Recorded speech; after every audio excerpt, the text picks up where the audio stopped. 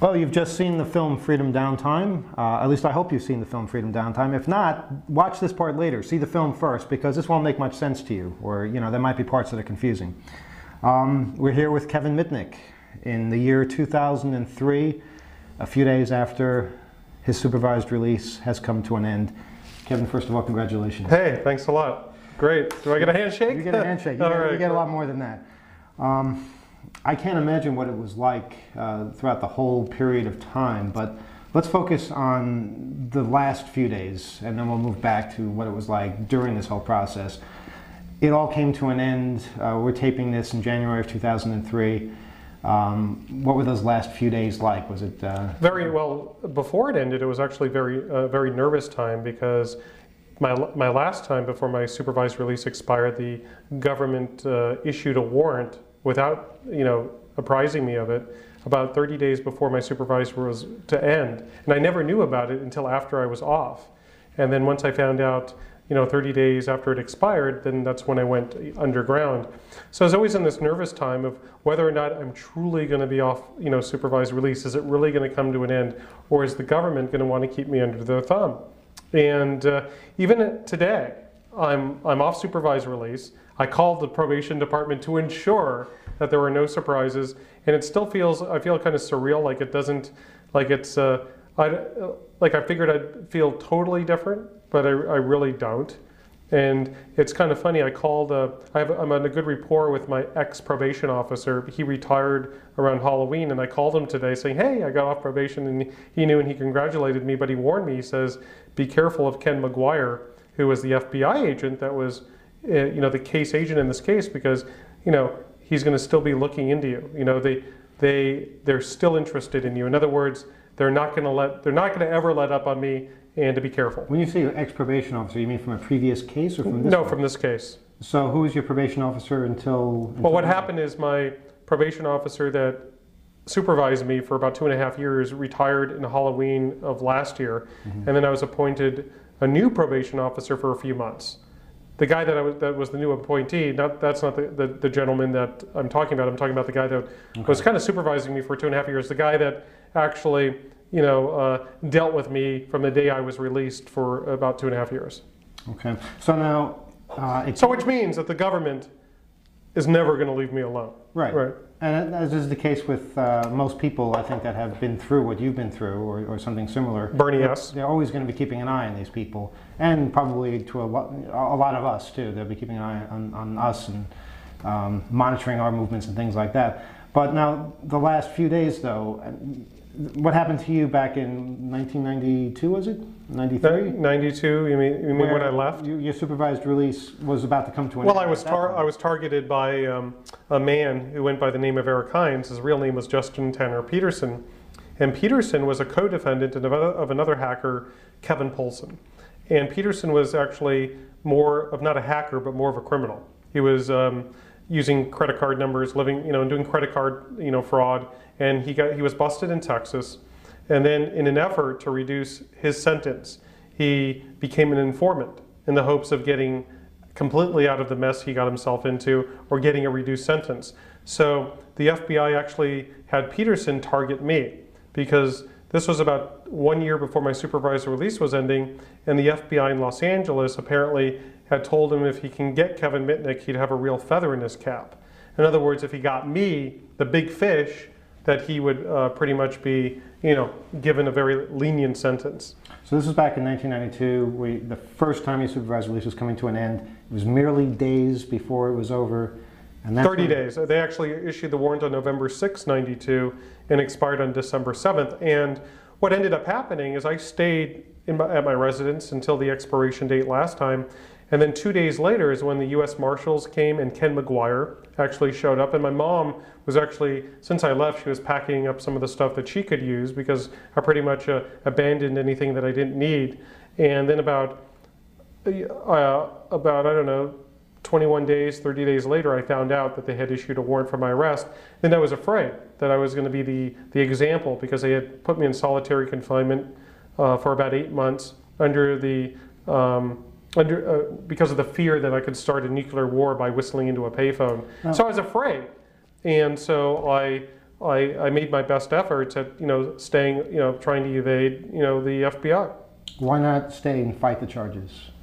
Oh, because I would have been fighting them from solitary confinement, and I didn't. And I figured because of the hyperbole, pretty much, which I believe is attributable to one man, John Markoff of the New York Times, because of the hyperbole and sensationalism he created because he wanted to write the Kevin Mitnick book. I was afraid that the government, just as they did last time, that they were going to sensationalize my case and claim that I had done things that not only did I not do, but that were really impossible, and create this whole fear. And thank God it's not happening today, because with this, in this post 9/11 world with Al Qaeda, they would have surely made me into an Al Qaeda terrorist, and because they wanted to play it up. I pretty much, even though I did wrong and I deserved to be punished, that wasn't my argument, but the punishment didn't fit the crime. My civil liberties were disregarded, and I kind of won the scapegoat sweepstakes. Well, let's go back to the solitary confinement and John Markoff. First of all, what was the period of time that you were in solitary? Why were you in solitary? And how do you feel Markoff ties into that period of time? The first time I was in solitary confinement was in 1988. December of '88, I was arrested for hacking into Digital Equipment Corporation. And they had their worldwide EasyNet, and myself and another hacker friend at the time had gotten into their network and we made a copy of a program that was an automated hacker utility, because we wanted to see how it worked, how it actually was able to break into these systems, and we also wanted to look at the VMS source code because we wanted to be able to find all the vulnerabilities. Well, what ended up happening is the guy I was doing this with basically ratted me out because we had a falling out, and then I was arrested on December 8th, 1988, and at that time, my first appearance in court, I was really looking forward to getting out of jail to be able to fight this case, because I always assumed that I'd get bail. This was a white-collar case. It was a computer hacking case. It wasn't a murder, rape, robbery. And when I made my first appearance in court, I sat down in court. The attorney that was appointed to my case, I met with about 5 minutes, and so he had no preparation. And as soon as we go into court, the federal prosecutor says, "Your Honor, not only do we have to detain Mr. Mitnick because he's a grave danger to the security of the United States of America, but we have to ensure that we keep him away from the phone, because if he gets access to a telephone while in custody, even to the prisoners' payphones, that he can somehow start a nuclear war." Now, they said this back in 1988. And this is in '88. Why would they be so afraid of you all the way back then? I remember the press back then. I remember them saying, they coined the phrase dark side hacker, and it was... Well, actually, that was the result of one man, a guy named John Johnson of the LA Times, wrote this article called "The Dark Side Hacker," or the umbilical cord to his soul, or something. It was this featured article about me that also, before John Markoff spread the myth about hacking into NORAD and doing all these things I hadn't done, and really made me into this public enemy #1. And at that time, I had no dealings with Markoff. That didn't happen until after I was released on that case. So John Johnson, the reporter from the LA Times, is he the one who coined the phrase dark side hacker? Is he the one that made it? Yeah, I believe so. I believe he's the one, to the best of my knowledge, is the one that at first called me the dark side hacker.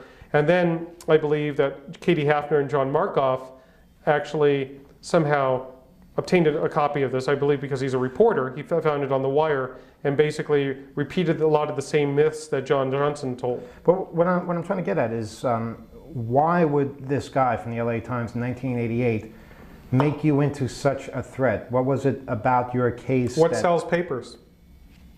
It's sensational stories. It's all about making the money, getting ratings, headlines.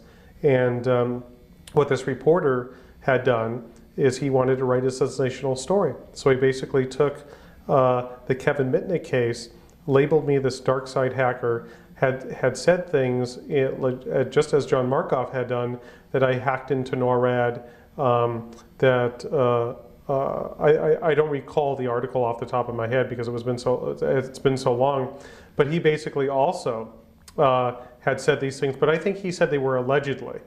to the best of my knowledge. I'd have to go back and look at the article. But John Johnson is the first guy that started this whole dark side hacker type image. Could this have been anybody that this happened to, the dark side hacker? It could be to anybody. I mean, if you get a newspaper journalist that wants to write a compelling story, and they have the power to do that, especially if you're in jail and you can't really speak up and defend yourself. And the reason you can't do that is your attorney, whenever you're arrested on any type of case, be it reckless driving or computer hacking, your attorney is going to tell you to keep your mouth shut. So you're never going to be able to rebut anything that any of these journalists said. You're not going to be able to interview because your attorney is very concerned that you might say something that could injure your chances of an acquittal later. And you usually wind up plea bargaining to something that you didn't do in the first place. Well, what was very interesting about the case, imagine this, they put me in solitary confinement because I was such a grave danger to the United States of America, right? And then eventually they want to make a plea agreement, which means not go to trial but settle the case. And so they offered me the agreement. They said, well, if you sign this agreement and admit your guilt and accept 1 year in custody, and I believe that was it, that once you sign that paper, we'll let you out of solitary confinement and we'll put you in the general population. That's part of the deal. So why, if Kevin Mitnick was so dangerous before I signed that paper, why after I sign that paper does that alleviate the threat? And see, what it really amounts to is a lot of federal prosecutors, I think most of them, it's not about truth, justice in the American way. It's all about winning. It's all about winning the case. And what they'll do is they'll use anything at their disposal to use as an ace in the hole or leverage to get you to do what they want. And that's exactly what they did with me, is I signed that plea agreement to get out of solitary confinement because after 8 months of sitting in that small room, you kind of go a little bit stir crazy. Tell us about that. Now, solitary confinement, 8 months. 8 months. That's pretty much, imagine going into your restroom, your bathroom at your home. Imagine about an 8 by 10 room. It doesn't have bars. It's not really a cell, but it's a metal door with a sliding thing for food.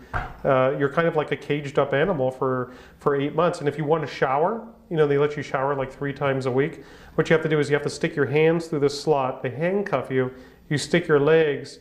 They can put leg irons on your legs, and then they let you out. They walk you 5 feet down to the shower. You put your arms through there. They take the handcuffs off. You put your legs through the holes. They take the leg irons off. So you're treated like an animal. You can't even walk 5 feet without being handcuffed when you're outside the cell.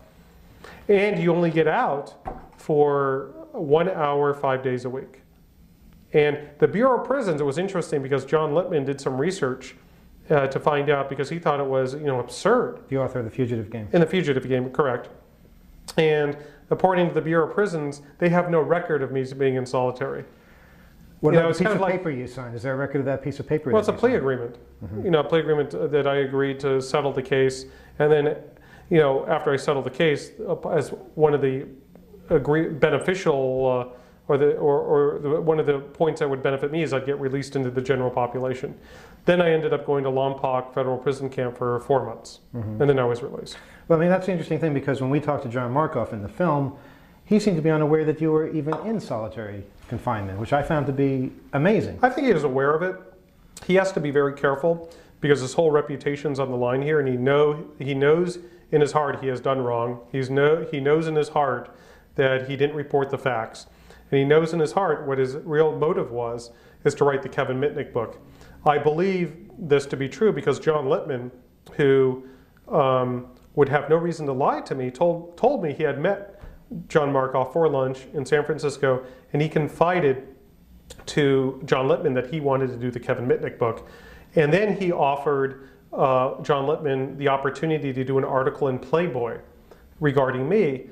And Markoff uses that as I was never interested in Mitnick. I gave John Lippman the opportunity to write this article in Playboy, but the reason Markoff couldn't do it, there was apparently some sort of conflict of interest. So there was another reason. It's not that he just didn't want to. There was a reason why he could not. And what basically happened is imagine one day picking up a paper like the New York Times and reading a story about yourself.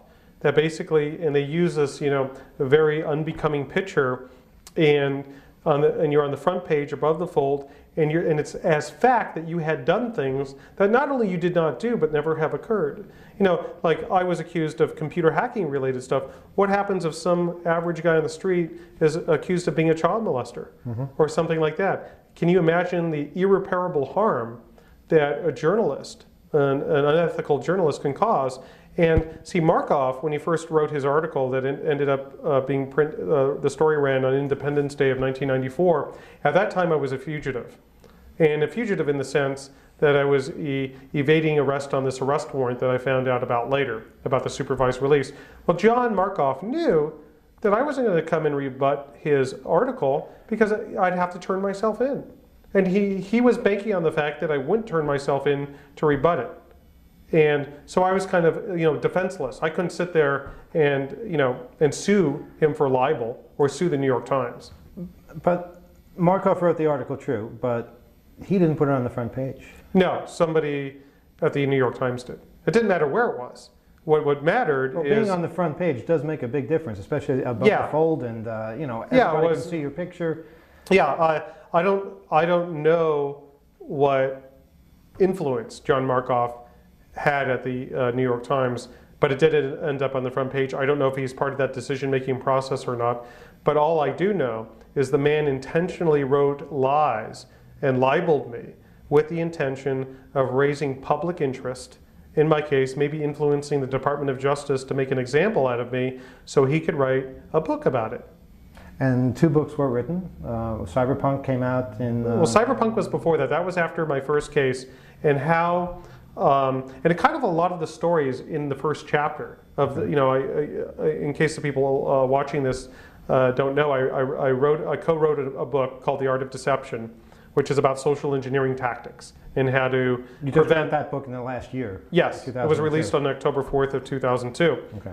And in the first chapter was kind of like a general overview of Kevin's story, because I wanted to get the facts out about a little bit of what happened in my case, and a lot of it was about a little bit of my background, a lot about how this myth of Kevin Mitnick was created, and the man that I hold responsible. Actually, too, it's really John Markoff and John Johnson. So what happened is the publisher loved the idea of having, because everyone wants to know Kevin's side of the story. So the publisher or the editor, senior editor that I was dealing with, was very interested and thought it was a great thing to have this story that would segue into the book, which is really about social engineering. Then at the last moment, before they're going to print, I get a call from John Wiley & Sons telling me that they're not going to include that chapter. Well, first of all, they called me saying they wanted to rewrite the chapter and and edit it. So they sent me an edited piece, and it didn't reflect my voice at all. Nothing, all the atrocious things that had happened to me and the injustices were basically removed from the chapter. I said, no way. I said, if it's either all or nothing. So what they did is, despite my request, they just they basically edited my first chapter and called and they labeled it the preface, and didn't include, really what I wanted to express. What happened is John Wiley & Sons released about 300 to 400 galley copies of the book, to their book buyers, to the media, as part of their publicity campaign. And what ended up is they actually had in that first galley the first chapter. And what happened recently, I was contacted by you, as a matter of fact, because you got an email that somehow ended up on Yahoo somewhere. And now, fortunately, my voice or my side of the story has pretty much been published, but only in certain areas on the World Wide Web. So, what kind of reaction did you get when the story did break?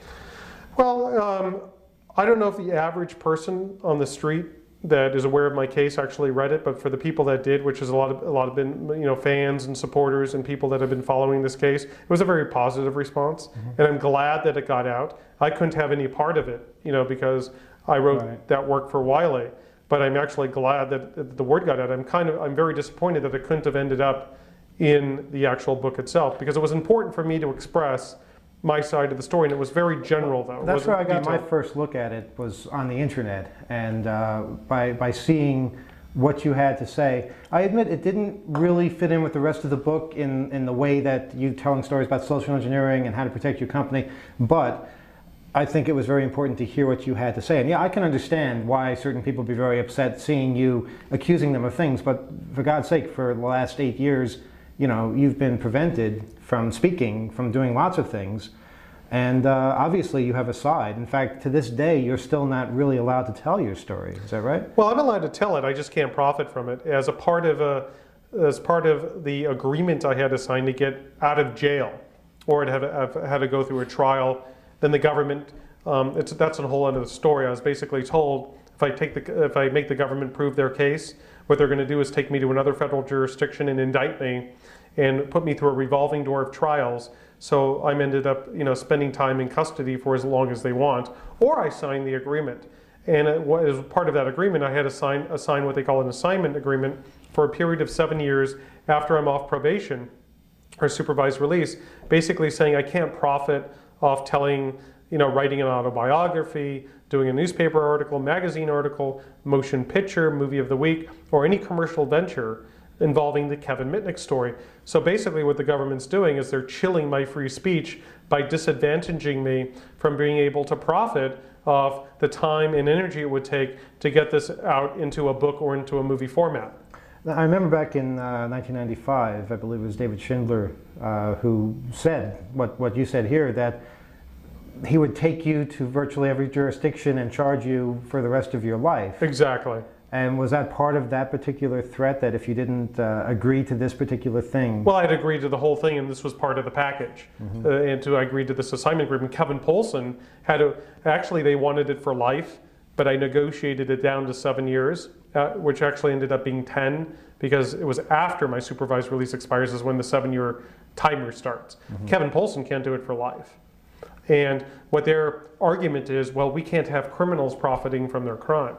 But I don't look at it like that, because I think our United States Constitution, what's the First Amendment? Freedom of assembly, freedom of press, freedom of speech. The First Amendment should trump everything else. And what they're doing is they're weighing a public policy. They don't want people that have committed a crime to somehow profit indirectly from that. But anytime the government disadvantages anyone physically or economically not exercising that freedom of speech, they're actually chilling that person's free speech, and I believe it's unconstitutional.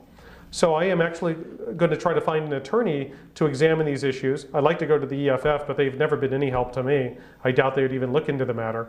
But it's really an interesting issue, because every court to look at this issue, and we're talking about people that have been kidnappers and have murdered people, Henry Hill, Mafia, Frank Keenan kidnapped Frank Sinatra's kid. These guys have prevailed when they went up and litigated this, and they've won on First Amendment grounds. And so for me, because I do want to tell my story, and I've been, people have approached me, even actors like Kevin Spacey were interested in doing my story, and I'm being prevented from doing it because of this assignment agreement. You mentioned the EFF hasn't been helpful. How about the ACLU? A lot of people have asked. No, the ACLU, they tend not to get involved in any criminal cases. I don't know if they would get involved in a civil matter that involves me at this point in time. But it's an interesting issue, because I could understand, if you go kill somebody, you don't want people to write a story about it, and you don't want Jeffrey Dahmer to be able to write the Jeffrey Dahmer book if he was alive. You could understand that, but then again, do you want people that advocate racism like the KKK? Do you want those people out advocating their hatred? And they still can do it, because why? We have the First Amendment in this country. So even if people believe it's not right, or it's despicable, or it doesn't meet public policy, it really should not matter. It really goes to our freedom of speech.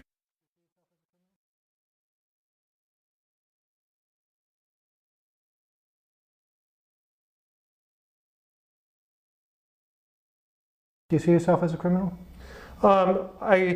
In the definition, of the legal definition, yes, because there's a law and I broke it. Okay, the crimes that we're charged with, that I pled to, I believe I committed some of them, but I didn't commit others. And the ones that I don't believe I'm guilty of is computer fraud and wire fraud. But I do believe I'm guilty for possessing access devices and intercepting electronic communications. And if you're interested in that theory, I can go into it. But I don't believe, like, in a true, I mean, in a legal sense, yes. If you commit a crime, you're a criminal. So, like, if there's a law against running red lights, that you have to stop at a red light, and you run through that red light, you also broke the law. So, if running through the red light is defined as a crime, you're a criminal, right? So, do I believe that the type of criminal I am is analogous to a rapist, murderer, robber, terrorist? No, I think there's degrees of those were criminality. the people you were locked up with. Yeah, those kind of people. I believe there are degrees of criminality for something that's very trivial to something that's very serious. And what the government did in my case, in the Kevin Mitnick case, is they treated me as if I was an industrial spy. I was punished based on causing millions of dollars of loss that were never caused. What the government did, and it gets a little bit technical, but I'll be happy to explain it to you, is if you're convicted of a fraud or theft-related offense, right, they have a thing called the Federal Sentencing Guidelines. It's like this grid, and you look at the person's criminal history, and you look at their offense, and you come up with a number of months they serve in prison. Well, under the sentencing guidelines, when you commit a fraud or a theft, the biggest part of your sentence is based on the loss to the victim. Well, if I steal this Red Bull can from you, you no longer have it. So your loss is, a couple bucks. I've got right? my own, yes, but... You have your own, that's good. But when the underlying property, in this case, was information, it was source code, because I wanted to look at the source code to spot vulnerabilities that would make me better at being able to circumvent security. When you take a copy of that, do you deprive the owner I'm sorry, let me go back. How the theft and fraud guidelines work is you're punished based on the value of the property taken, damaged, or destroyed. As if you took the only copy. Right. So the value of this can of Red Bull is maybe a couple bucks. Now, in the case that I made a copy of source code so I could look at it, moved it over to USC or moved it over to university so I could examine it with the least likelihood of being detected, is the prosecutors use the theory as if in a regular tangible theft case that the loss to the victims were the value of the source code. So they simply called up the victims or wrote them a letter and said, provide us a letter that summarizes the value of the source code. So all these companies provided their R&D investments. So you had Sun Microsystems saying, well, we wrote Solaris, it cost us over $80 million to develop. Nokia, with their cell phone, cost them over $131 million to develop the Nokia phone. And they're basically saying that they basically turned this theory on its head, and I was punished as if I deprived these companies of their software, as if I took it and destroyed their copy. And is it not true that in the case of Solaris source code, that's now available for free? Yeah. I wonder if they could argue, the prosecutors today, since they're pretty witty, they would probably say, well, the only reason Solaris went open source is because of Mitnick. He looked at it, so it was no longer a secret. You know what I'm saying? That's probably the position they would take. But and the whole idea with the theft and fraud, the wire fraud and computer fraud, I had to plead guilty to wire fraud and computer fraud. And to be convicted of a fraud, the Supreme Court has ruled there has to be a deprivation of money or property. And let's go back into this tangible, non-tangible thing. If I take this can from you, you no longer have it. It's tangible. I take it, you no longer have it. When it comes to information, like software or source code, if I look at it, or if I make a copy of it, the question is, did I deprive you of it? Surely I breached the confidentiality and I snooped on something that I wasn't supposed to look at. And there was one case, because I used to do all this legal research when I was in jail, this one case involving a guy named Richard Sabinski. He was an IRS agent on the East Coast. And what he did is he used IRS computers to get people's tax return information. And he was caught, I guess because they audit. And he went to trial. He was basically charged with wire fraud and computer fraud, the same statutes that I was charged with. And he was convicted, and he was sentenced to 6 months in prison, okay, a lot less than 5 years. And then he appealed it, basically saying, using the argument, by looking at this information and by making a copy of it, I didn't deprive anybody of the value. I didn't deprive them of this property. So he took it all the way up to the appellate court. So it's the first court in U.S. history to look at the issue, what line do you have to cross before there's a deprivation of their property interest in the information? And the court had ruled that the government would have to prove beyond a reasonable doubt that the person who looked at the information would have had the intent to use it or disclose it to the detriment of the owner. And in my case, the government never alleged, and they fully were aware that I wasn't intending to use or disclose that information. And that's what I wanted to go to trial on. Saying, yeah, I got in, I looked at the information, but I had no malicious intent to use it or disclose it, so hence I'm not guilty of fraud, because I didn't deprive Motorola, Nokia, Fujitsu, NEC of their property interest. Yes, I trespassed and I snooped, but it didn't amount to fraud. And the government had told my attorney, if I take them to test on their case, they're just going to move me through jurisdiction to jurisdiction to jurisdiction. So that's why I really believe that under federal law, I wasn't guilty of fraud, but of other federal crimes. Do you think you would have won a trial, though, had you taken it to trial? Not in the federal district court, because this judge hated me. This judge I had dealt with on my first case. She really bought into the myth of Kevin Mitnick that I could, give Mitnick duct tape and a 9-volt battery, and he could cause a nuclear strike. I believe I would have had a good chance in the appellate court, but this was another scary thing. Is anytime you go to the appellate court, you're rolling the dice. What happens is you draw 3 judges, as you're well aware, DCSS, right? And those 3 judges might not necessarily agree with the 3 judges in the First Circuit, where Sabinski was. And then if they disagree, then certainly what would have happened if I took it to trial and lost, this judge would have hammered me and maybe give me 15 or 20 years to make me the biggest example in the world. And then I would have been praying that these 3 judges agree with this other federal appellate court, and if they didn't, I would have been screwed. So I didn't take the chance. I basically signed and got out. You've learned so much about the justice system since 1988. Yeah. What surprises you the most about it? I mean, is it disillusioning to know that as much as you do? It's all about who's winning. That's what the game is. Mm-hmm. You have 2 attorneys. You have a defense attorney and prosecutor. The prosecutors have all the resources because they have unlimited budget. So it's all about money then? It's all about money. It's all about who has the money. It's not about justice. It's about economics, and it's about winning at all costs. That's what the federal justice system is about. But then again, it's not been my argument. It hasn't been my argument that I didn't do anything wrong and I didn't deserve to be punished. My argument was what I really did was trivial in a sense. I caused some loss, nowhere near the losses the government has accused me of. And it certainly didn't give the federal judiciary or the federal prosecutors the right to disregard my constitutional rights. I sat in prison for 4 long years awaiting trial. Okay, I'm not presumed to be an innocent man sitting in prison for 4.5 years. I'm the only one in U.S. history that was held without a bail hearing. Theodore Kaczynski, Unabomber, Timothy McVeigh, Oklahoma City, these guys, Malvo and Muhammad or whatever, Washington, D.C. snipers, Robert Hansen, Aldrich Ames, all these guys, Lee Ho Win in Los Alamos. They didn't get bail, but they got a bail hearing. They didn't get bail, but they got the hearing. And the reason you want the hearing, why it's so valuable, is the test is there any condition or combination of conditions that will reasonably assure that you'll appear? That's the test. Because I was a fugitive, it would have been a hard way to go. But the reason you want the hearing is you have a right to testify, to proffer evidence, to have representation by counsel, to hear the government side of the case.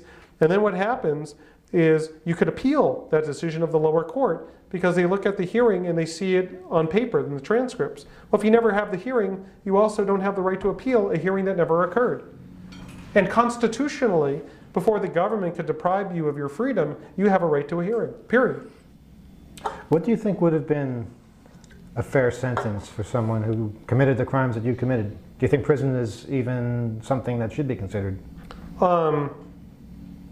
Yeah, that's kind of self-serving type of question. What I really think the government should have done is really figured, or the victims, they should have figured out the real losses that I caused.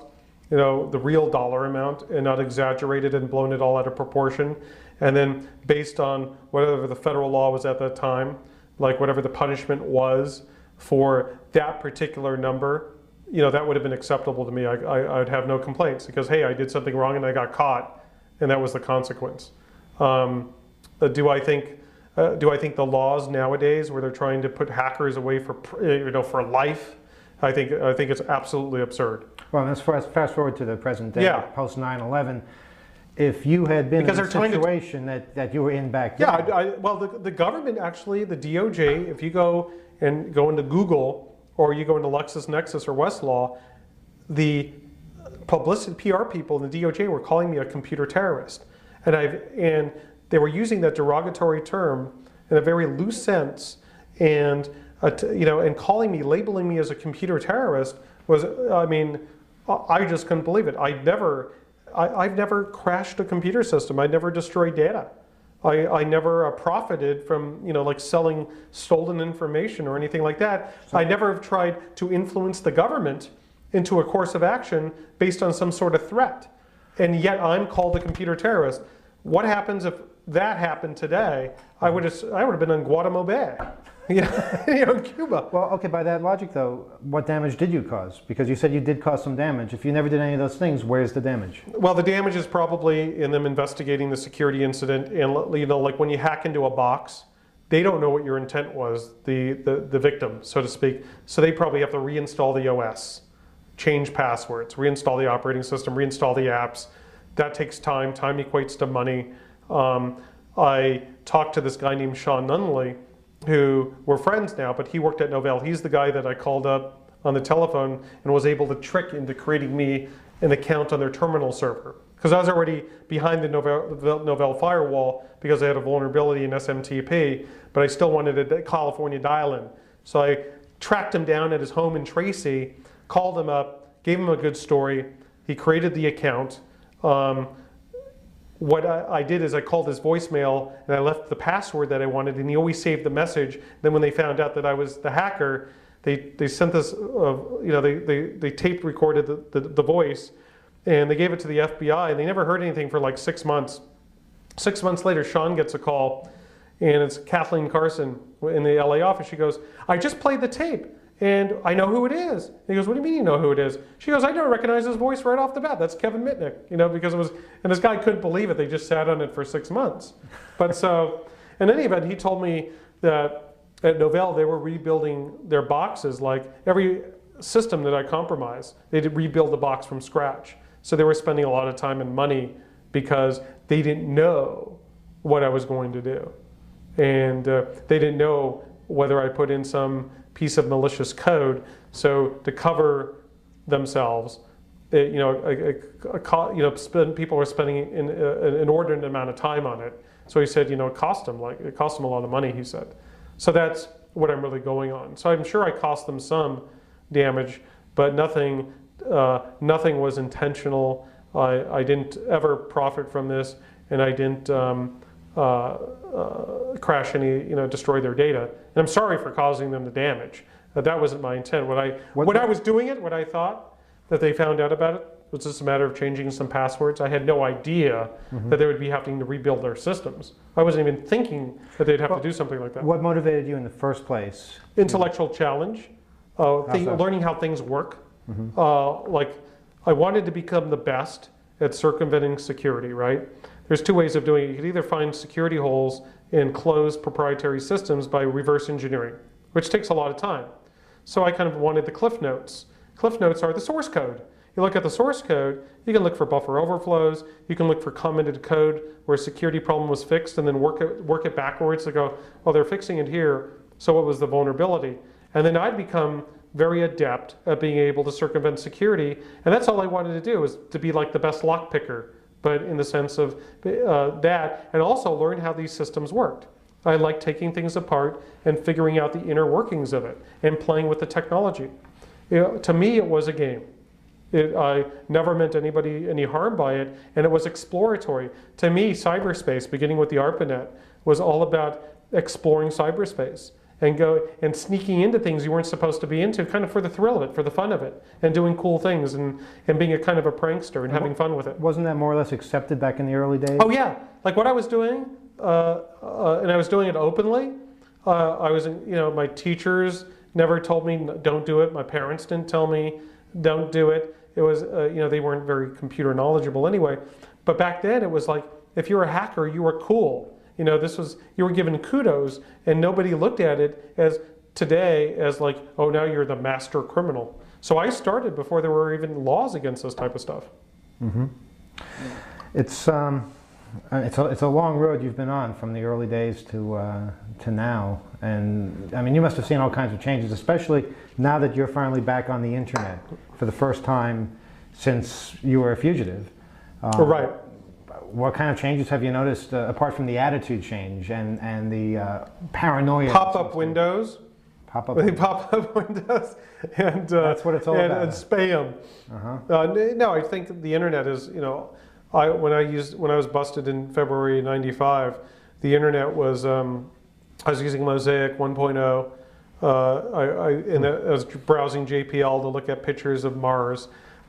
Pretty much, email. There was Gopher, there was Veronica, there was Archie.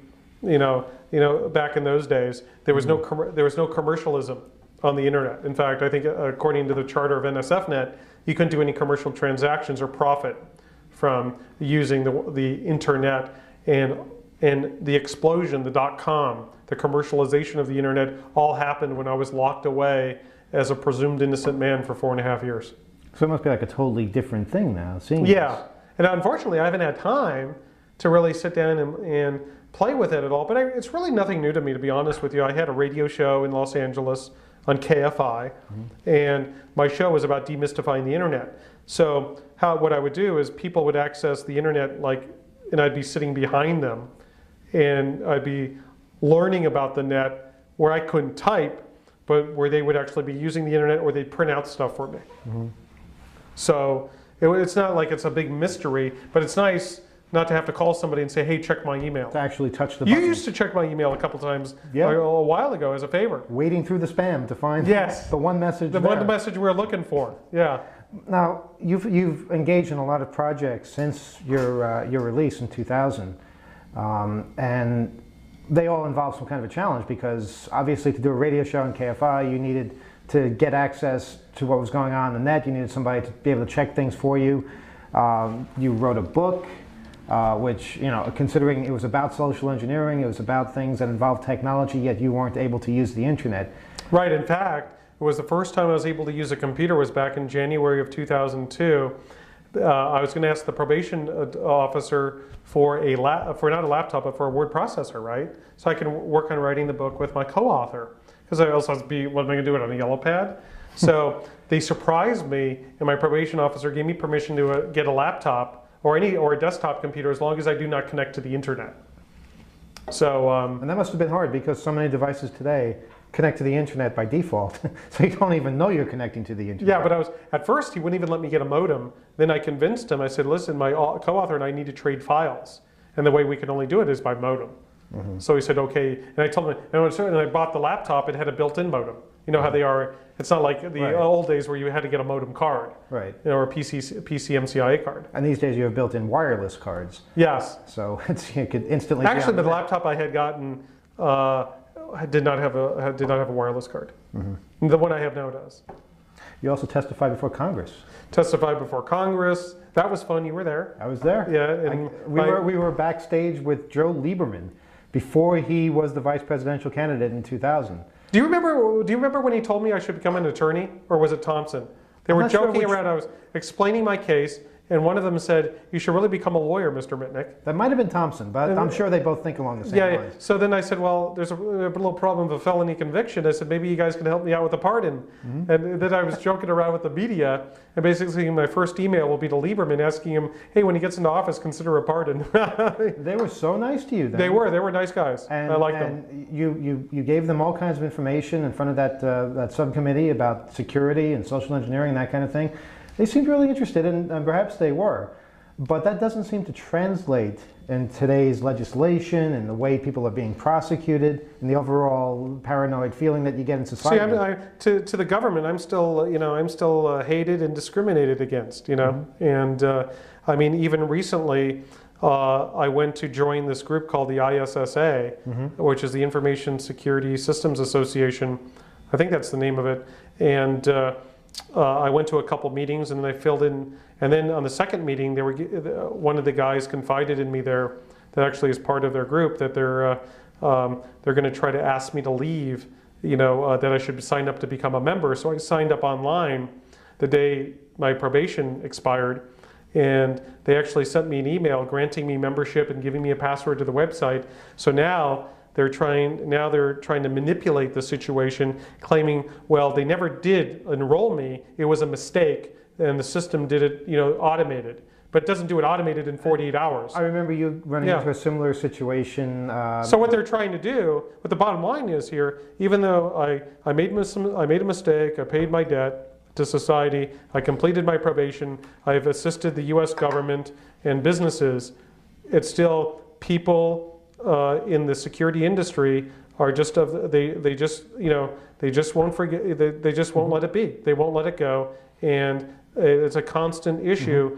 I mean, one of these guys confided me, there's people here that hate you, and I'm being discriminated against, and it's like an uphill battle still, because I'm dealing with these guys in suits that hacked when they were in the universities and hacked when they were in high school, but now they have to turn their image around like, hey, I don't condone this type of stuff. If you've done this before, you're the evilest person on earth. I mean, I look at guys like, well, I don't want to mention his name. One guy that runs the most successful information security company that started it. Okay. And it's on the stock. It's on, I believe, it's being traded. It's the only public people one. Can find out on their own. Right. I used to trade vulnerabilities with this guy back, in the mid '80s, early '90s. So, and to this day, the guy doesn't hire hackers at his company, right? See, it's all about image. It's all, to sum it up, it's all bullshit. But, well, the same thing happened to you years ago, I think a digital conference. Oh yeah, where they banned me from going to DECUS. And what happened then? Basically, I signed up for the conference. My company that I was working for sent me there, and they realized I was there, and the powers to be tracked me down, and they actually booted me out from that conference.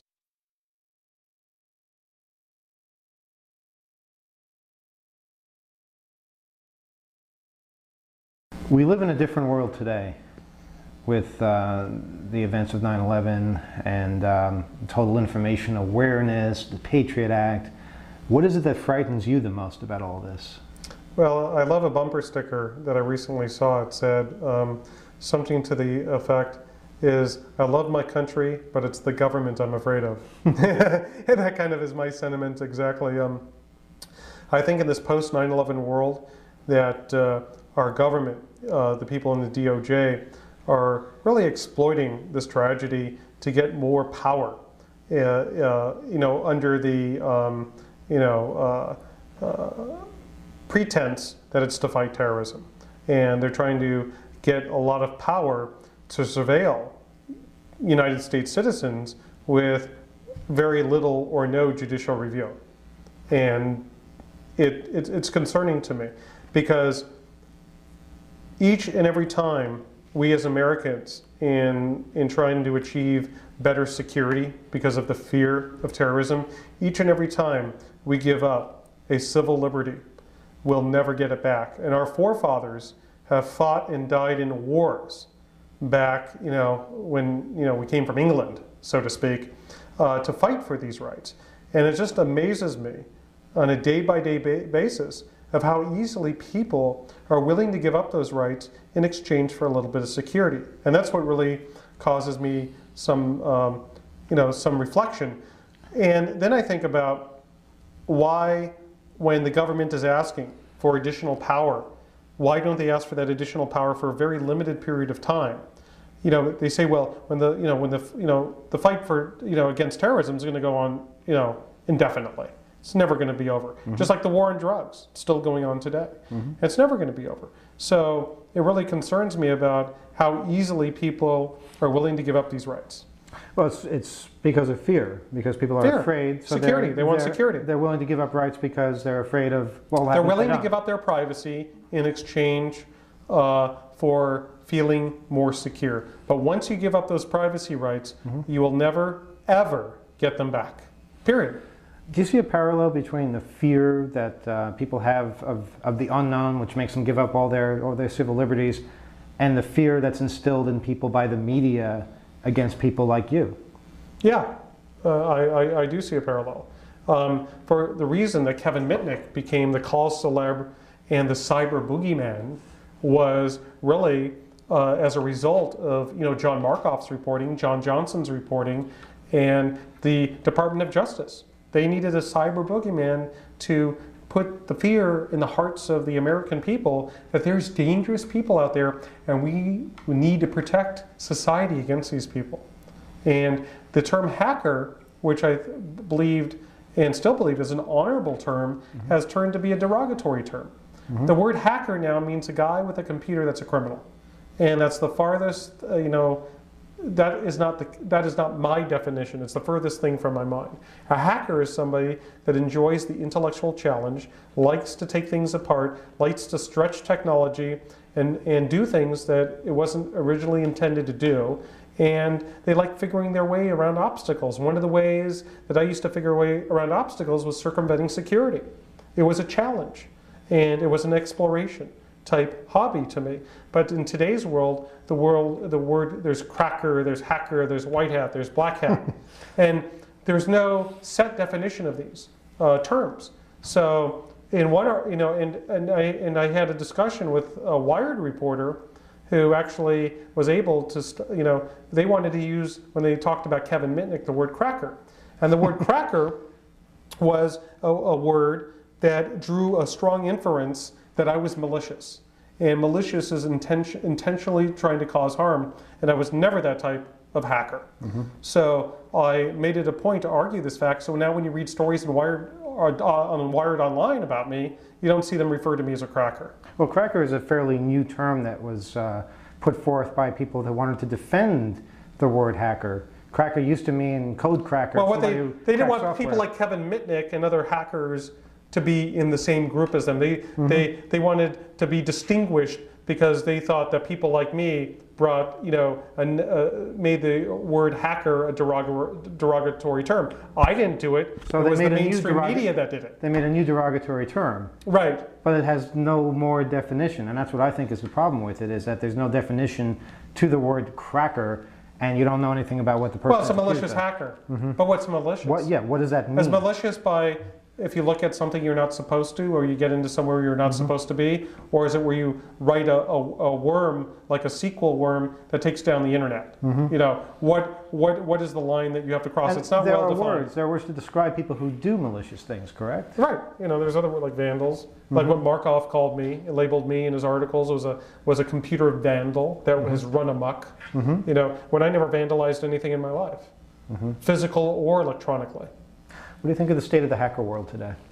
Well, it's interesting. It's like the hackers that I used to associate with or who I had knowledge of in the past have now taken their interest in exploring computer networks and circumventing security and have went to the commercial sector and are now basically hacking and getting paid for it, finding security vulnerabilities, doing security assessments, and using their skills in a very narrow area of penetration testing. And I see a lot of people that I knew about in those days doing that type of work because it's obviously too risky, and now hacking, like I think of the 1960s where smoking pot was cool in the hippie era, and now then they have that war on drugs where if you get caught with pot, like in the state of Nevada, you're going to prison for a long time. Here it's a ticket in California. But same thing in the hacking thing. In the beginning, when I started in the late 70s, it was a cool thing. It was a harmless exploration. It was you were kind of a snoop, getting in where you weren't supposed to be, but it wasn't that much of a big deal. In today's world, it's like they equate a hacker to a terrorist. They do. But They just do. like, The just like mainstream. today's pot smokers still think that's cool. Today's hackers still think hacking is cool. Yeah, there's I believe they do. It's kind of interesting because there's a lot of hypocrisy. When I went to the RSA security conference last year, and Ira Winkler, who I dislike, was doing a talk, and he brought me up as the example. So I stood up. I said, "Hey, don't talk about me." You know, Did he know you were in the audience? No, he didn't know I was there, right? So I must have shocked him a little bit. And so then he tried to engage me to comment, and I didn't want anything to do with him. He wrote a book, and his first chapter was just dissing me when I never even spoke to the man. You know, so I don't like anyone that makes judgment calls with just one side of the story, right? So Winkler. Forgot what the point I was going to make now. Well, we're talking about the hacker world. Oh yeah. So after that, after this thing with Winkler happened, I had a lot of people that didn't even know I was there. Now they knew what I looked like. You know, it got a lot of attention, and they came up to me, and a lot of them said, "Hey, man, we're really sorry. You got shafted. You were railroaded." You know, because to tell you the truth, I used to, when I was in the university, when I was in college, I used to hack too.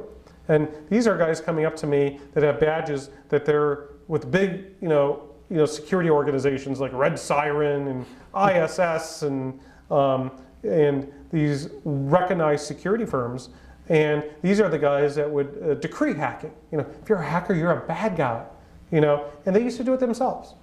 A great number of them used to be involved, in the younger years, as dabbling in a little bit of unauthorized activity. And they remember those years. And they remember those years. Of course, the people that told me this, and there were numerous of them, they never told me in front of anybody else. Of course. They went up to me privately. Yeah. They're afraid of being labeled, outed as just a hacker. like a lot of these firms, like At Stake, ISS.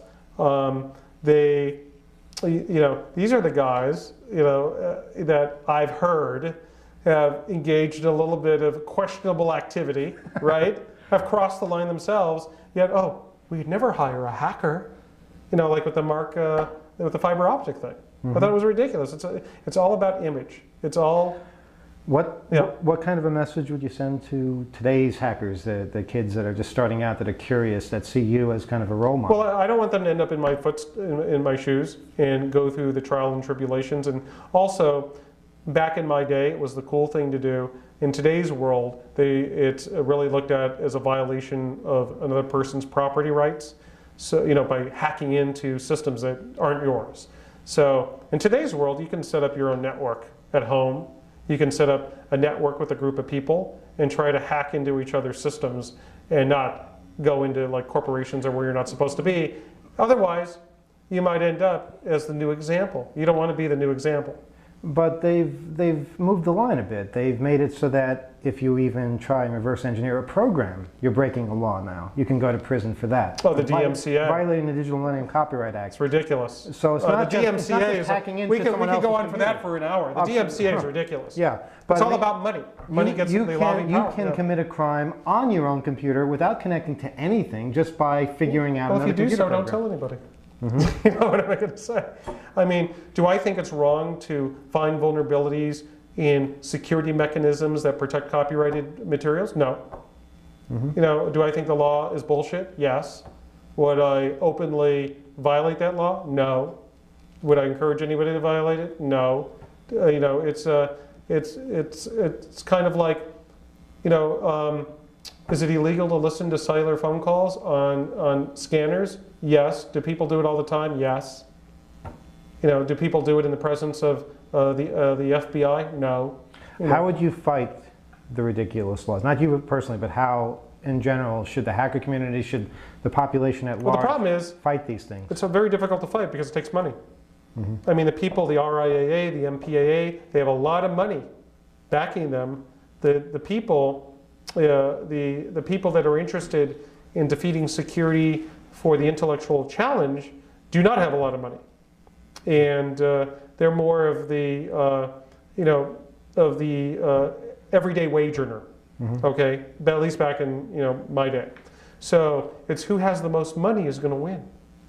who's going to have the money to influence congressmen and women and senators? Well, it's the people with the money. We're never going to have as much money as the opposition, but should we give up because of that? No, I don't believe in giving up. You should get the word out to the population about the pros and cons, and influence people to make up their own mind based on the arguments.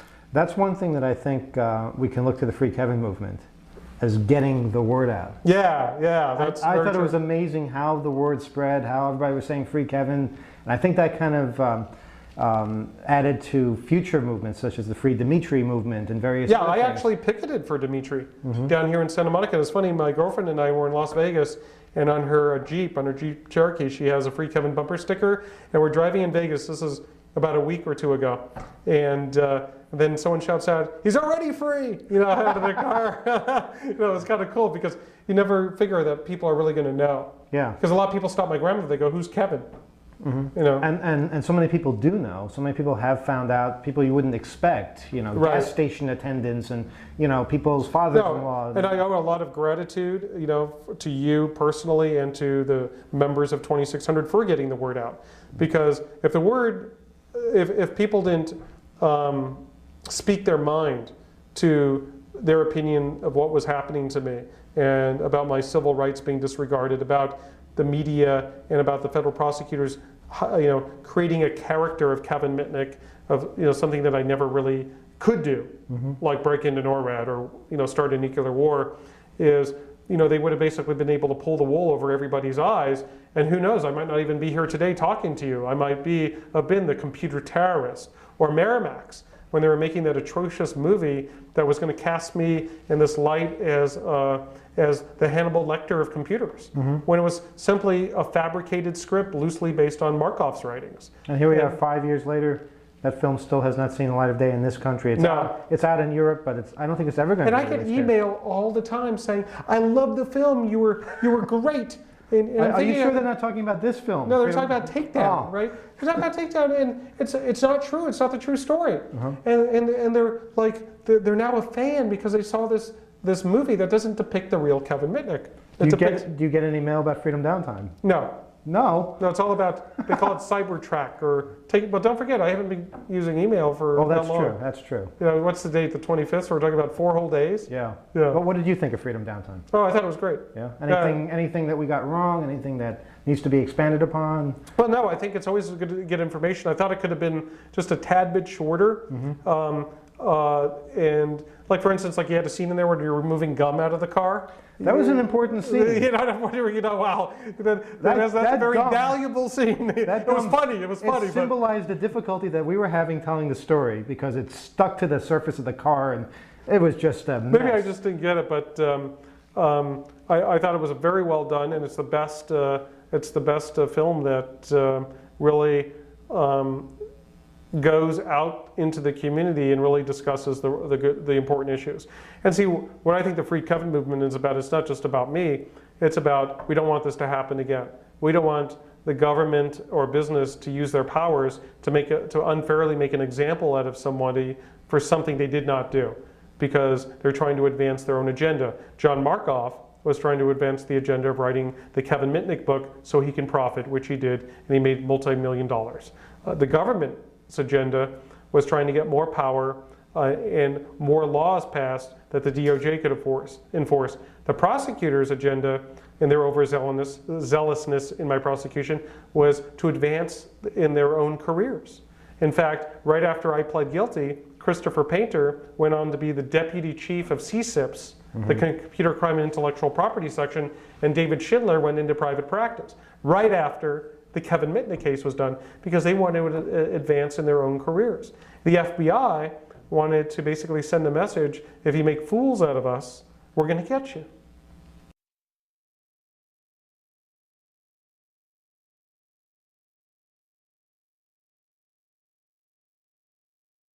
One thing a lot of people ask about with regards to the film Freedom Downtime is what was going on inside the prison when we were filming you from the mobile station across the street. Now, you've told me this story of what was actually happening inside while you were banging on the window. Well, at first, the guards, didn't know anything. But out the window, I can see you guys, and there was a can of like hair gel, like like a little tub can, and to signal you so you know what window I'm at, because I know it's very difficult to see up from there. I'd bang on the little tiny window. The window was yay big, like it was a slit of glass. You can't even. It was about the size of this. Yeah. And it's really not comfortable to look out or look in. So I was banging on the thing to get your attention, and I was surprised that you could actually hear it so loudly, because when I saw Freedom Downtime, I could hear it, which was amazing. Yeah. And eventually, what happened is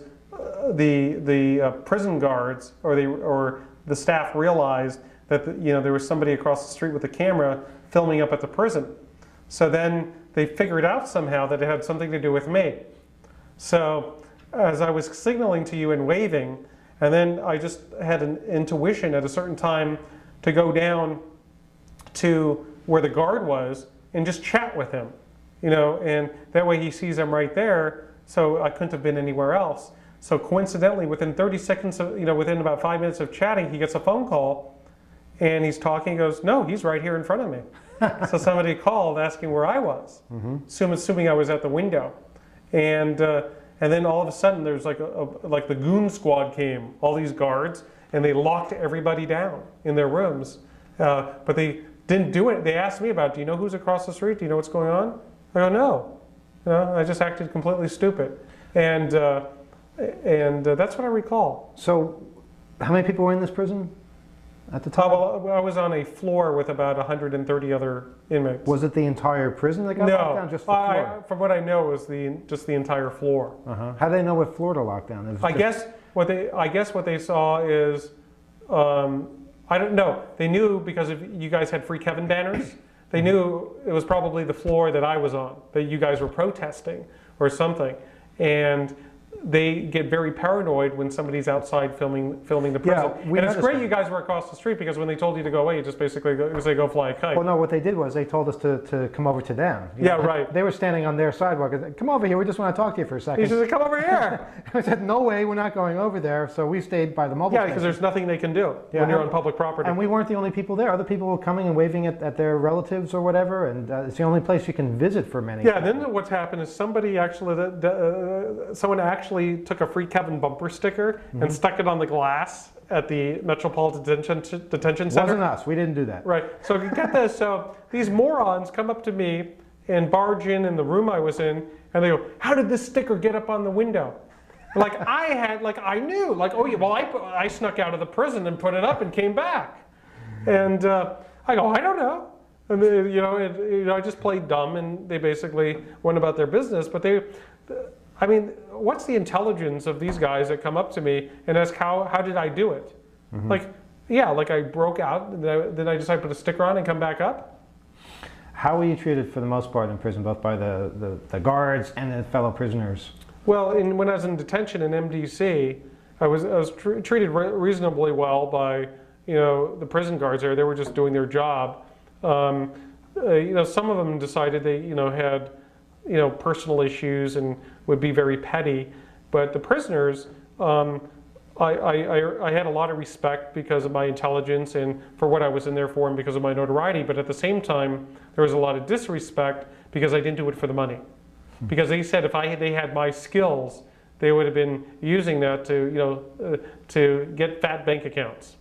That's what their terminology was. They'd have big bank. That's their lingo in there, and they would have used the skills that I had to steal as much money as potentially possible and go, live in Tahiti. So from both sides, you lose. People either think that you're doing something of a terroristic nature and you should be locked up for the maximum amount of time, or they don't respect you because you didn't. Now imagine if I wanted to really hurt this country when I was in prison, to teach these guys the skills and to give them the tools, especially in today's world where hacker tools are, just simply going to the right website. People who you ordinarily would never associate with. Right, ordinarily would never associate with. If I had wanted to, which I never had done, I could have given them the intelligence and the know-how, and they could have used those skills, and they certainly would have been ripping off everybody left and right. Do you really think you could have taught people in that prison to hack on a level that you're? I could have given them. Yeah, there's a lot of intelligent people there.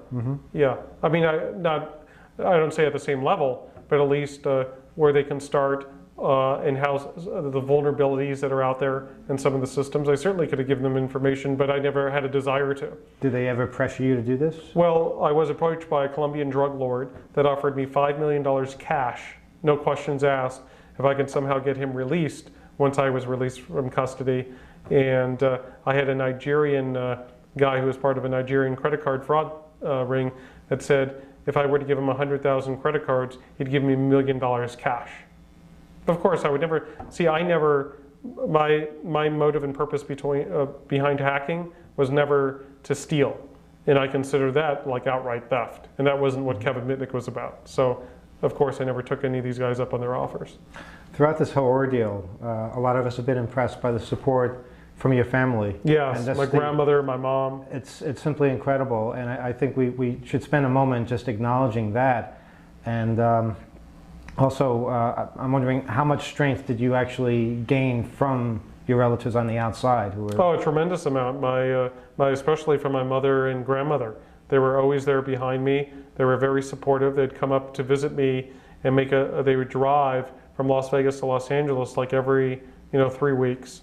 And they went through an extreme hardship. Not only did I go through a painful experience, but it was very painful for my mother and grandmother. My dad also, it affected him, and he passed away from lung cancer in July of 2001. And I really missed out on the years that I could have spent, with family like my father. And then as soon as I get out, this medical situation happened, and then he passed away, and I lost all that time with him. So that was a significant, emotional event in my life that there's nothing I can do. It happened, and if I wasn't sent away for 5 years, at least I could have spent more time with my father. And then the time before that, when you were on the run and weren't able to spend time with them. Yes, with anybody. And that was the reason I went on the run, was because I was afraid. Afraid that the government would have hyped me up to be somebody that I really wasn't and punish me like they did before, and I was just scared. Mm-hmm. So what do you have planned for the future? Well, I wrote this book, Art of Deception, which is doing really well. It's all about social engineering, how it's done, and it's kind of like a security awareness training tool. So people and companies could use this and read and learn about the techniques, so they'll be able to recognize, to prevent, detect, and respond to these types of threats. And then I just started defensive thinking with my colleague Alex Casper, and we're doing kind of like what I mentioned earlier. What do you see hackers doing nowadays? Taking their skills and working for the commercial sector. So we're looking at doing security awareness training, vulnerabilities, security assessments, pen testing, and wireless security. So I'm basically taking my knowledge with technical knowledge and people-based knowledge and applying it to help businesses protect themselves against the threats. Well, best of luck with that. Thank you. And thanks for all the inspiration. We're sorry you went through. Well, thank you. I mean, it's hard to believe this whole thing is over. Yeah. I mean, we're sitting here today. I remember, I could reflect back to the time I was arrested on February 15th, 2000. No, yeah, what was it? February 15, 1995. My God. Yeah. At 1:30 in the morning, and here it's what you have my watch. It's January 24th, 25th, and of 2003. Mm-hmm. So it's been a long, almost 8 years of dealing with this, which is, and originally the government wanted to give me a sentence minimum of 8 years. Mm-hmm. They were trying to put me away for a very long time, claiming that I actually, the federal prosecutors in the case actually wanted me to go through a CIA debriefing when I was arrested in North Carolina under the guise that I infiltrated US government secrets. It's the same thing with Kevin Polson's case. They accused him of having national security information. What they had done is he worked for SRI International. He backed up his computer, put it onto mag tape, stored it in the locker. So when they found him, there was some information there that they classified after they found it on him. They play dirty pool. Yeah. And it's a very scary thing. You never want to be. The government is like it's a machine that never stops, that has unlimited money, and if you ever become a target of the federal government, God help you unless you have a lot of money to fight them. I think those are almost exactly the same words Bernie S. said in our film. And it's amazing to hear that you've both been through such similar situations and you both have the same perspective. And I imagine many, many people also have that perspective who have been through the ringer. And I'm really dreading the amount of people that will go through this in the future. And I hope that we can all be together to fight this and to kind of be a unified front, maybe a resource for people to come to should bad things happen. Because yeah, like I would be there for the next guy and try to help in any way I can. In fact, Omar Figueroa, who's a lawyer, actually represented me pro bono when the state was going to try to prosecute me after the federal government had finished, if you recall that. Yes. And he actually called me and said, hey, would you be an expert witness in this case that I'm defending? And I said, sure, I'd do it pro bono, because I don't want somebody else to be subjected to the hype and hyperbole and mistreatment that I had undergone at the hands of overzealous government officials. So we're all going to be there. We're all going to keep trying to fight this thing and keep people updated in the future. Yes, great. Right. And I want to thank you. Hey, it's been a Thanks. pleasure. All right. Best of luck. All right.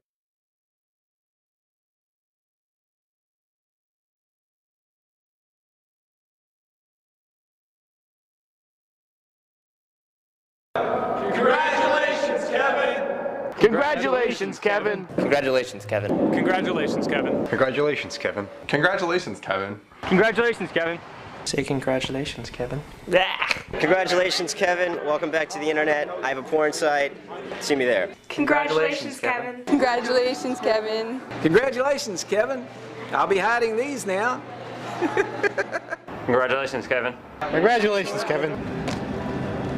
Hey, Kevin, congratulations from your friends and family in Wisconsin. Congratulations, Kevin. Hey, congratulations, Kevin! Congratulations, Kevin. It's been 2 days, so we're waiting.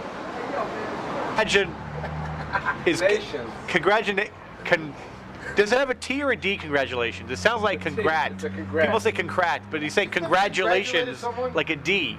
It doesn't always sound like a D, congratulations. It's a G even. How do you say it? Say it. Congratulations. Did you say it's a G? Congratulations, it's a G. It's not a T or a D, it's a G. C-O-N-G, adulations. Whatever it's spelled. Congratulations, Kevin. Fucking A. Congratulations, Kevin. Congratulations, Kevin! Sorry, Kevin. I wasted your time and everyone else's who's watched this with a lot of nonsense. But we're all pretty happy that you're not just out, but now you're sort of free to roam and play like all of us have for well, since you've been in jail, pretty much. So welcome to the club. It's great to have you. Continued success and more of that kind of stuff. Congratulations, Kevin. Good job. Kevin, dear, the world is yours. The day has finally come. Congratulations, honey. Congratulations, Kevin. Welcome back. May the force be with you. Congratulations, Kevin. Yeah, that's good. What she just did, we get everybody to say, congratulations, Kevin, and sort of a collage at the end. Congratulations, Kevin, Steve Wozniak, President Bush, the Pope, and in the end, we just go out, and this is good to include for the DVD blooper, that we're actually thinking of this right now. At the very end, we just end with congratulations, Kevin, on the screen, fade to black. Who knows how to make a film? What was it about your case? What sells papers? It's sensational stories. It's all about making the money, getting ratings, headlines. And what this reporter had done is he wanted to write a sensational story. So he basically took the Kevin Mitnick case, labeled me this dark side hacker, had said things, just as John Markoff had done, that I hacked into NORAD, I don't recall the article off the top of my head because it's been so long, but he basically also had said these things, but I think he said they were allegedly. To the best of my knowledge. I'd have to go back and look at the article. But John Johnson is the first guy that started this whole dark side hacker type image. Could this have been anybody that this happened to? The dark side hacker? It could be to anybody. I mean, if you get a newspaper journalist that wants to write a compelling story, and they have the power to do that, especially if you're in jail and you can't really speak up and defend yourself. And the reason you can't do that is your attorney, whenever you're arrested on any type of case, be it reckless driving or computer hacking, your attorney is going to tell you to keep your mouth shut. So you're never going to be able to rebut anything that any of these journalists said. You're not going to be able to interview because your attorney is very concerned that you might say something that could injure your chances of an acquittal later. And you usually wind up plea bargaining to something that you didn't do in the first place. Well, what was very interesting about the case, imagine this, they put me in solitary confinement because I was such a grave danger to the United States of America, right? And then eventually they want to make a plea agreement, which means not go to trial but settle the case. And so they offered me the agreement. They said, well, if you sign this agreement and admit your guilt and accept 1 year in custody, and I believe that was it, that once you sign that paper, we'll let you out of solitary confinement and we'll put you in the general population. That's part of the deal. So why, if Kevin Mitnick was so dangerous before I signed that paper, why after I sign that paper does that alleviate the threat? And see, what it really amounts to is a lot of federal prosecutors, I think most of them, it's not about truth, justice in America.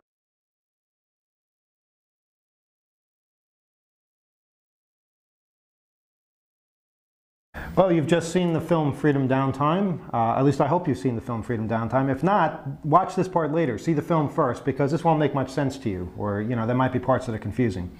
We're here with Kevin Mitnick in the year 2003, a few days after his supervised release has come to an end. Kevin, first of all, congratulations. Hey, thanks a lot. Great. Do I get a handshake? You get a handshake. You get a lot more than that. I can't imagine what it was like throughout the whole period of time, but let's focus on the last few days, and then we'll move back to what it was like during this whole process. It all came to an end. We're taping this in January of 2003. What were those last few days like? Was it very well? Before it ended, it was actually very nervous time, because my last time before my supervised release expired, the government issued a warrant without apprising me of it about 30 days before my supervised was to end, and I never knew about it until after I was off. And then once I found out 30 days after it expired, then that's when I went underground. So I was always in this nervous time of whether or not I'm truly going to be off, supervised release. Is it really going to come to an end, or is the government going to want to keep me under their thumb?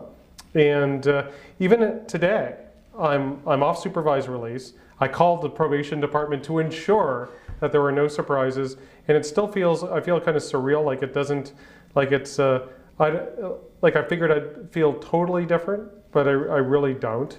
And it's kind of funny, I called, I'm on a good rapport with my ex-probation officer. He retired around Halloween, and I called him today saying, hey, I got off probation, and he knew and he congratulated me, but he warned me, he says, be careful of Ken McGuire, who was the FBI agent that was, the case agent in this case, because, he's going to still be looking into you. They're still interested in you. In other words, they're not going to ever let up on me, and to be careful. When you say your ex-probation officer, you mean from a previous case or from this No, one? From this case. So who was your probation officer until Well, what happened is my probation officer that supervised me for about 2.5 years retired in Halloween of last year, and then I was appointed a new probation officer for a few months. The guy that was the new appointee, that's not the gentleman that I'm talking about. I'm talking about the guy that was kind of supervising me for 2.5 years. The guy that actually, dealt with me from the day I was released for about 2.5 years. Okay. So now, which means that the government is never going to leave me alone. Right. Right. And as is the case with most people, I think, that have been through what you've been through, or something similar. Bernie, yes. They're always going to be keeping an eye on these people, and probably to a lot of us too. They'll be keeping an eye on us and monitoring our movements and things like that. But now, the last few days, though, what happened to you back in 1992? Was it 93? 92. You mean when I left? Your supervised release was about to come to an end. Well, I was targeted by a man who went by the name of Eric Hines. His real name was Justin Tanner Peterson, and Peterson was a co-defendant of another hacker, Kevin Poulsen. And Peterson was actually more of not a hacker, but more of a criminal. He was using credit card numbers, living, and doing credit card, fraud. And he was busted in Texas, And then in an effort to reduce his sentence, he became an informant in the hopes of getting completely out of the mess he got himself into or getting a reduced sentence. So the FBI actually had Peterson target me because this was about 1 year before my supervised release was ending, and the FBI in Los Angeles apparently had told him if he can get Kevin Mitnick, he'd have a real feather in his cap. In other words, if he got me, the big fish, that he would pretty much be, given a very lenient sentence. So this was back in 1992. The first time your supervised release was coming to an end. It was merely days before it was over. And 30 days. They actually issued the warrant on November 6, 92, and expired on December 7th. And what ended up happening is I stayed at my residence until the expiration date last time. And then 2 days later is when the U.S. Marshals came and Ken McGuire actually showed up. And my mom was actually, since I left, she was packing up some of the stuff that she could use because I pretty much abandoned anything that I didn't need. And then about I don't know, 21 days, 30 days later, I found out that they had issued a warrant for my arrest. Then I was afraid that I was going to be the example because they had put me in solitary confinement for about 8 months under the because of the fear that I could start a nuclear war by whistling into a payphone. Oh. So I was afraid, and so I made my best efforts at staying, trying to evade the FBI. Why not stay and fight the charges? Oh, because I would have been fighting them from solitary confinement, and I didn't. And I figured because of the hyperbole, pretty much, which I believe is attributable to one man, John Markoff of the New York Times, because of the hyperbole and sensationalism he created because he wanted to write the Kevin Mitnick book. I was afraid that the government, just as they did last time, that they were going to sensationalize my case and claim that I had done things that not only did I not do, but that were really impossible, and create this whole fear. And thank God it's not happening today, because with this, in this post 9/11 world with Al Qaeda, they would have surely made me into an Al Qaeda terrorist, and because they wanted to play it up. I pretty much, even though I did wrong and I deserved to be punished, that wasn't my argument, but the punishment didn't fit the crime. My civil liberties were disregarded, and I kind of won the scapegoat sweepstakes. Well, let's go back to the solitary confinement and John Markoff. First of all, what was the period of time that you were in solitary? Why were you in solitary? And how do you feel Markoff ties into that period of time? The first time I was in solitary confinement was in 1988. December of '88, I was arrested for hacking into Digital Equipment Corporation. And they had their worldwide EasyNet, and myself and another hacker friend at the time had gotten into their network and we made a copy of a program that was an automated hacker utility, because we wanted to see how it worked, how it actually was able to break into these systems, and we also wanted to look at the VMS source code because we wanted to be able to find all the vulnerabilities. Well, what ended up happening is the guy I was doing this with basically ratted me out because we had a falling out, and then I was arrested on December 8th, 1988, and at that time, my first appearance in court, I was really looking forward to getting out of jail to be able to fight this case, because I always assumed that I'd get bail. This was a white-collar case. It was a computer hacking case. It wasn't a murder, rape, robbery. And when I made my first appearance in court, I sat down in court. The attorney that was appointed to my case, I met with about 5 minutes, and so he had no preparation. And as soon as we go into court, the federal prosecutor says, "Your Honor, not only do we have to detain Mr. Mitnick because he's a grave danger to the security of the United States of America, but we have to ensure that we keep him away from the phone, because if he gets access to a telephone while in custody, even to the prisoners' payphones, that he can somehow start a nuclear war." Now, they said this back in 1988. And this is in '88. Why would they be so afraid of you all the way back then? I remember the press back then. I remember them saying, they coined the phrase "dark side hacker," and it was... Well, actually, that was the result of one man, a guy named John Johnson of the LA Times, wrote this article called "The Dark Side Hacker," or the umbilical cord to his soul, or something. It was this featured article about me that also before John Markoff spread the myth about hacking into NORAD and doing all these things I hadn't done, and really made me into this public enemy number one. And at that time, I had no dealings with Markoff. That didn't happen until after I was released on that case. Mm-hmm. So John Johnson, the reporter from the LA Times, is he the one who coined the phrase dark side hacker? Is he the one that made Yeah, it I believe NORAD? so. I believe he's the one, to the best of my knowledge, is the one that at first called me the dark side hacker. And then I believe that Katie Hafner and John Markoff actually somehow obtained a copy of this, I believe because he's a reporter. He found it on The Wire and basically repeated a lot of the same myths that John Johnson told. But what I'm trying to get at is why would this guy from the LA Times in 1988 make you into such a threat?